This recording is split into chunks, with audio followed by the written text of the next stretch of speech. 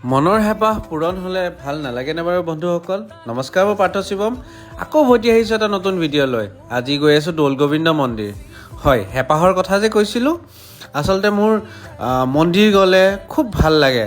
চ' সেই আজি নৰ্থ গুৱাহাটী গৈ আছোঁ দৌল গোবিন্দ মন্দিৰ। মন্দিৰ পায়েই প্ৰথম গ'লোঁ চিধা বিষ্ণু ভগৱানক সেৱা জনালোঁগৈ। মন্দিৰ গৈ এই যে টিলিঙাটো বজাবলৈ পাওঁ, তো মোক খুব মনটো ভাল লাগে, আনন্দ লাগে।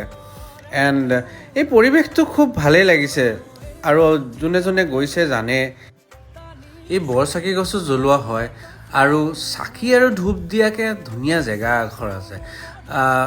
মইতো মন্দিৰত গ'লে মোৰ ধূপ আৰু চাকি দি খুব ভাল লাগে। আপোনালোকৰ কেনেকুৱা লাগে বাৰু?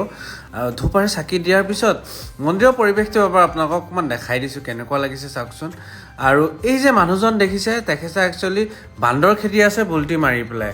আৰু মই কুপনখন লৈ প্ৰসাদখিনি লৈ আহিলোঁ। আৰু হেঁপাহৰ কথা যে কৈছিলোঁ, এই পাৰখিনি আৰু বান্দৰক এনেকৈ খুৱালোঁ।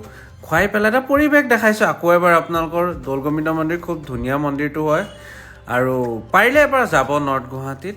আৰু আজি ভিডিঅ'টো ইমানতে সামৰিছোঁ। আকৌ লগ পাম। Thank you so' much guys এনেকৈ মৰম দিয়াৰ বাবে।